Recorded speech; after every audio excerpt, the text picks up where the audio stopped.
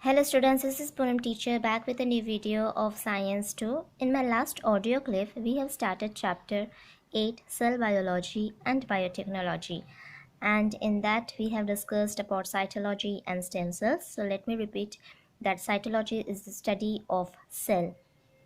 It also involves the study of cell division, what we have already studied into the previous chapter, and many other aspects of the cells are involved into cytology. Due to cytology, remarkable and revolutionary changes have been brought about into the field of human health.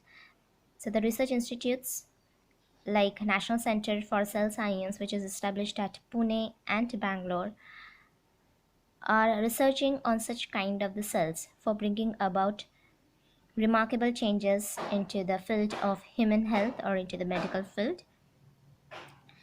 Then the stem cells are the cells which are self-renewing, which are self-replicating and undifferentiated cells. Now these stem cells are of two types, that is embryonic stem cells and adult stem cells.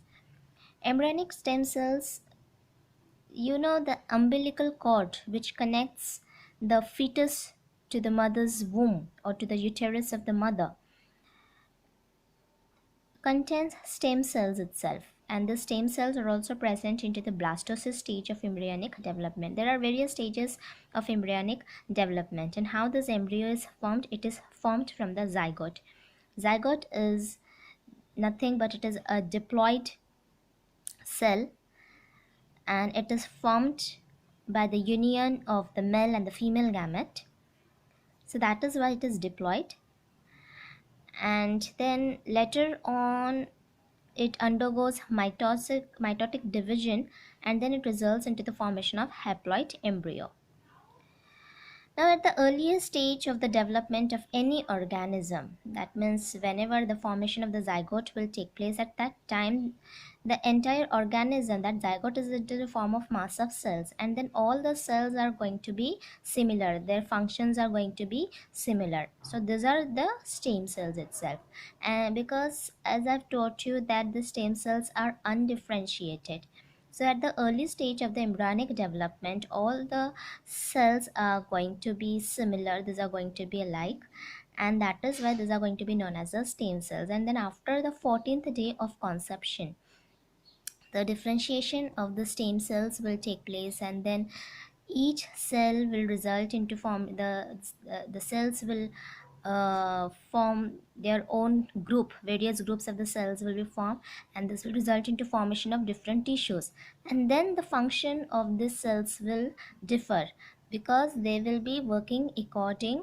to the organ for which they have come together, because the cells will form tissues and tissues will form the organs. So this is how the differentiation of the stem cells will take place after the 14th day of conception. Otherwise, before the 14th day of conception, all the cells are going to work similar, they will be performing a similar function, these are going to be similar into everything. So that means these are going to be alike. So those are going to be the stem cells when these are undifferentiated. But once a differentiation of the cells will take place, we cannot say that these are the stem cells. However, once the tissues are formed, the cells in those tissues at the most can form same types of cells only. That means the particular tissue's cell will be working according to that tissue, and then the tissue will in turn form the organ. So this is the case in each part of the body. Stem cells are present into the umbilical cord, as I've told you before, and this is the cord by which the fetus is joined to the uterus of the mother. Then stem cells are also present into the blastocyst stage of embryonic development. There are various stages of embryonic development. The stem cells is also present into the blastocyst stage of the embryonic development. It is also present into the red bone marrow and adipose connective tissue of the adult human being. So right now in our red bone marrow and adipose connective tissue, there is presence of stem cells. Now what do you understand by adipose connective tissues? These adipose connective tissues are present into our skin, into our breast. Then this adipose connective tissue contains fat, and it also helps as a shock absorber or a cushion of our body. So this is the meaning of adipose connective tissue. These are still present into our body as we all are the adult human beings.